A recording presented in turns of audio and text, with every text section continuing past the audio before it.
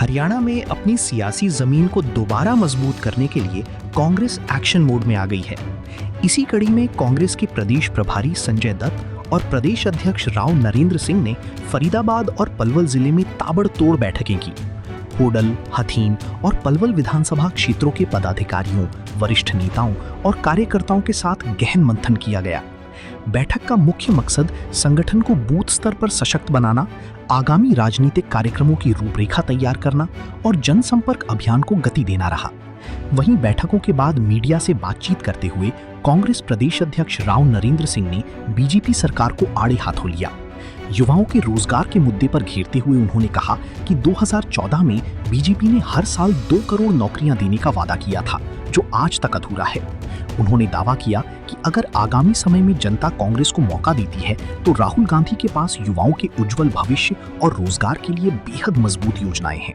देखिए, युवा हमारे देश का भविष्य है और मैं एक बात पूछना चाहता हूं आप लोगों से भी, हमारा चौथा स्तंभ है लोकतंत्र का, मीडिया के साथियों से भी, कि आपको याद होगा क्या 2014 में भारतीय जनता पार्टी ने जो वायदे किए थे कि प्रतिवर्ष 2 करोड़ लोगों को रोजगार दूंगा, वो अब तक ही नहीं दे पाए। 12 साल में 2 करोड़ लोगों को 15 लाख खाते का जो भी वायदा किया कोई पूरा नहीं हो पाया। तो इसलिए छात्र और नौजवान युवा हमारे देश का धरोहर है, हमारा भविष्य है। हमें हमारा धर्म और फर्ज बनता है उनको सही ढंग से गाइड करें, बात करें, उनके भविष्य के लेकर चिंतित हों और कोई रोजगार के अवसर चाहे सरकारी में चाहे गैर सरकारी के अंदर हमें उनको उपलब्ध कराना चाहिए। खाली रहेगा नौजवान तो नशे में जाएगा, अपराध में जाएगा।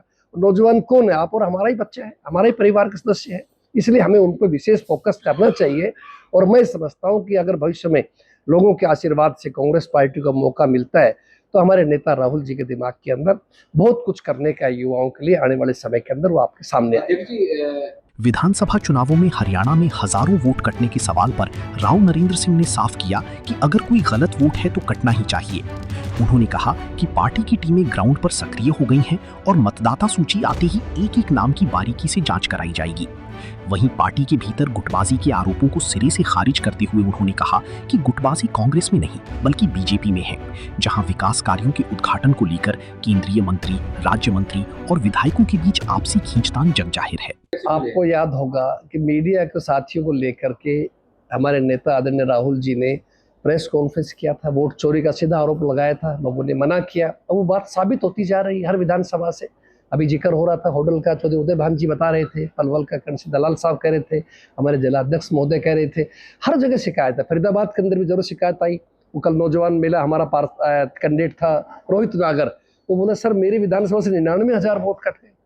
तो आप देखिए, एक मुझे बात जानकारी में आया बादशाहपुर में शायद 1,75,000 है। तो इसमें कोई शक नहीं है कि भारतीय जनता पार्टी ने अपने लोगों को, दूसरे प्रदेशों को, पड़ोसियों को, और आपके यहाँ भी शिकायत रहती है क्योंकि ये भी बॉर्डर के ऊपर है, कि बाहर के जो लोग आकर के अपना वोट कास्ट करते हैं या वोट बनवाते हैं।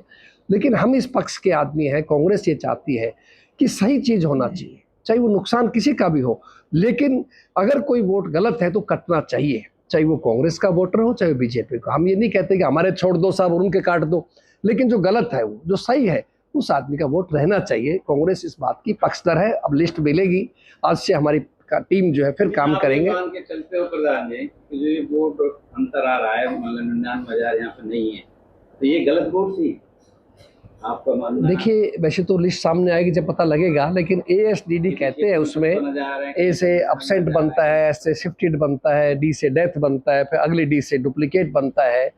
तो देखो, जो जायज बात है, जो आदमी नहीं रहता उसका वोट कटना चाहिए, जो चला गया उसका वोट कटना चाहिए, डेथ का नहीं। SIR तो भाजपा ने जो कराई है, मैं तो शिकायत क्यों आई बंगाल बिहार से आपके सामने? क्या ममता जीता हुआ नहीं हराया गया आपके सामने?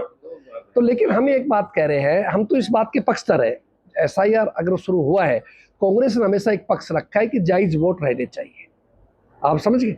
तो अब वो लिस्ट सामने आई, जब पता लगेगा कितने इसमें बोगस वोट थे, कितने गलत काटे गए हैं, कितने हो सकता है जानबूझ करके धर्म के नाम पे, जाति के नाम पर चिन्हित करके हमारे भी जायज वोटों काटा गया हो। जो लगता है कांग्रेस सॉलिड वोट बैंक है, वह बदमाशी की गई हो, वो हम चेक करेंगे, हमारा BLO पहुंचेंगे और हम चाहेंगे उसके ऊपर जो है पूरी तरह से आगे अप्लाई कराएं उनको। कांग्रेस में मैं बहुत स्पष्ट शब्दों में बड़ी जिम्मेदारी के साथ कह रहा हूँ, कांग्रेस में कोई गुटबाजी नहीं है। अगर गुटबाजी है तो भारतीय जनता पार्टी में है।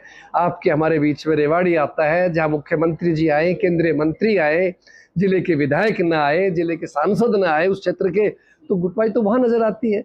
और आपके खुद यहाँ देख लीजिए, मेरी जानकारी में आया है, बताया गया है कि एक पत्थर का उद्घाटन जो है केंद्रीय कोई मंत्री जी कर देते हैं, फिर हरियाणा के मंत्री कर देते हैं, कभी कोई विधायक कर देते हैं, तो फरीदाबाद पलवल देख लीजिए आप। मेरे ज्यादा आप जानते, हमारी कांग्रेस में कोई गुटबाजी नहीं है।